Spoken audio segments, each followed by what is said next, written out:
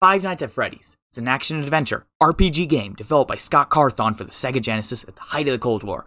It's a first-person game where you play as a security guard who's paid an exposure to fend off against these Chuck E. Cheese animatronics. Just look at these things and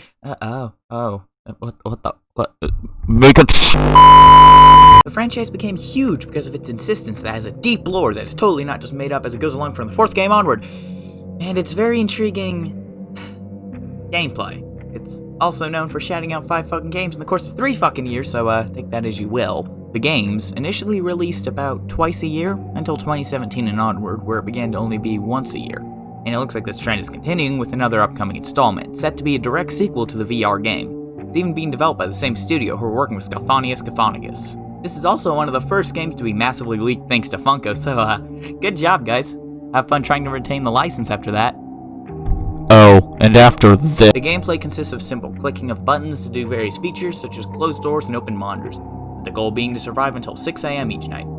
As the game progresses, it gets harder and harder, with more animatronics becoming more and more active. This, however, changes depending on the game. Something I really like about the first 3 games is how the animatronics hit themselves around the monitor screens.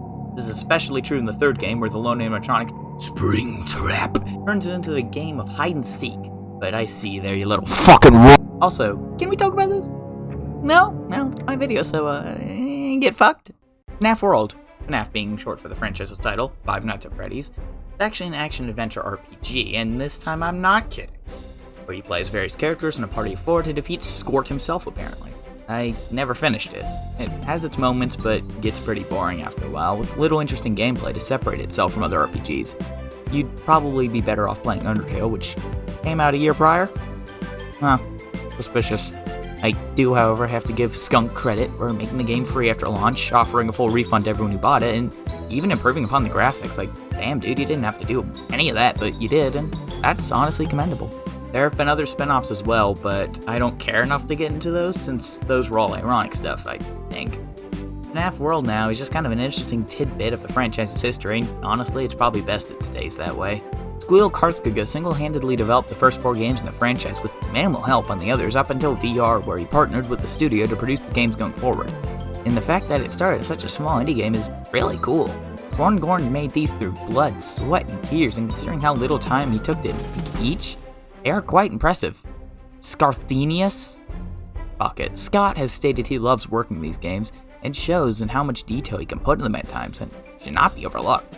This was consistent in some of his older games too, but not nearly to the same extent as his newer games. He's evolved as a game developer, and I think that's pretty epic. Regardless, the franchise has done pretty well for itself considering its indie beginnings, which is actually pretty inspiring. While some of the games are stinky doggy doo-doo, it does hold a special place in my heart for the immense nostalgia I have for the first batch of games. Theory videos and signs? God, I miss those days. Also, God, that marketing campaign he'll do for every game is awesome.